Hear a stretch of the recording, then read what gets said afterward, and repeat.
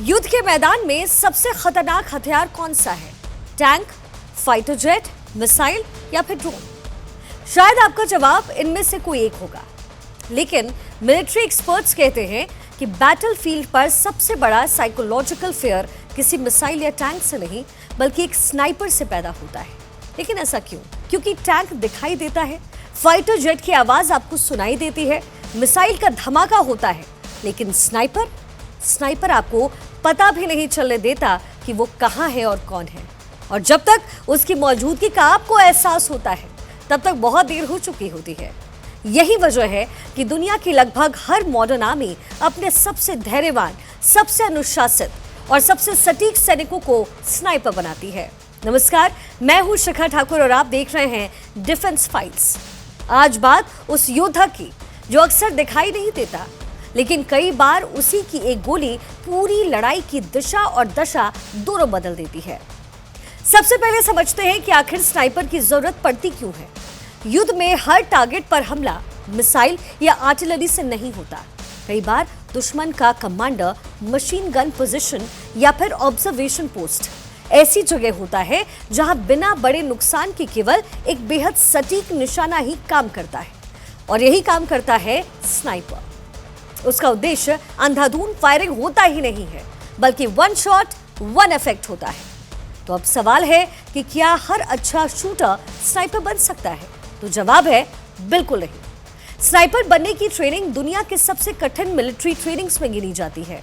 यहां सिर्फ शूटिंग नहीं बल्कि observation, camouflage, field craft, range estimation और मेंटल एंड्योरेंस सिखाई जाती है। कई बार ट्रेनीज को घंटों तक बिना हिले डुले अपनी एक पोजीशन में रहना पड़ता है। उन्हें हार्ट बीट, ब्रीदिंग और ट्रिगर कंट्रोल तक पर महारत हासिल करनी पड़ती है। और यही कारण है कि स्नाइपर्स अक्सर हील सूट पहनते हैं, जो उन्हें घास, झाड़ी और जो चट्टान होते हैं उसके बीच में लगभग अदृश्य बना देता है। और जानते हैं, एक इसमें दिलचस्प बात भी है। ज्यादातर स्नाइपर्स अकेले काम नहीं करते। उनके साथ एक स्पॉटर होता है जो कि टारगेट की दूरी, हवा की रफ्तार और आसपास की गतिविधियों का पूरा विश्लेषण करता है। अब अगर आपको आसान भाषा में कहें तो स्पॉटर दिमाग होता है और स्नाइपर उसका सटीक निशाना। अब बात करते हैं स्नाइपर राइफल की। दुनिया की अलग अलग सेनाएं मिशन के मुताबिक अलग अलग स्नाइपर राइफल्स का इस्तेमाल करती है। इनमें बोल्ट एक्शन और सेमी ऑटोमेटिक दोनों तरह की राइफल्स शामिल होती है, जिन पर हाई मैग्निफिकेशन ऑप्टिकल स्कूपर्स लगाए जाते हैं। एक सामान्य इन्फेंट्री राइफल की इफेक्टिव रेंज लगभग 300 से 500 मीटर तक होती है, जबकि एक आधुनिक स्नाइपर राइफल तकरीबन 800 से 1500 मीटर तक सटीक निशाना लगाने में सक्षम होती है। वहीं कुछ एंटी मटेरियल राइफल्स इससे भी अधिक दूरी से हल्के सैन्य वाहन या उपकरणों को निष्क्रिय करने के लिए इस्तेमाल की जाती है।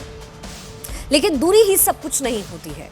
इतनी लंबी दूरी तय करने वाली बुलेट पर हवा, तापमान और गुरुत्वाकर्षण का जो असर है वो भी पड़ता है। इसलिए ट्रिगर दबाने से पहले स्नाइपर हर परिस्थिति का पहले आकलन करता है। इसी वजह से कहा जाता है a sniper fires long before he pulls the trigger. भारतीय सेना में भी स्नाइपर्स की भूमिका बेहद महत्वपूर्ण है। चाहे लाइन ऑफ कंट्रोल पर निगरानी हो, काउंटर टेरर ऑपरेशंस हो या ऊंचाई वाले दुर्गम इलाकों में विशेष मिशन हो, प्रशिक्षित स्नाइपर्स अपनी सटीकता और धैर्य के कारण महत्वपूर्ण भूमिका निभाते हैं। अब एक इंटरेस्टिंग फैक्ट और बताते हैं।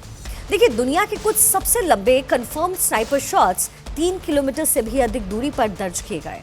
लेकिन मिलिट्री प्रोफेशनल्स मानते हैं कि किसी स्नाइपर की असली पहचान दूरी नहीं बल्कि मिशन सक्सेस होती है। और यही वजह है कि स्नाइपर को सिर्फ शूटर नहीं बल्कि फोर्स मल्टीप्लायर कहा जाता है।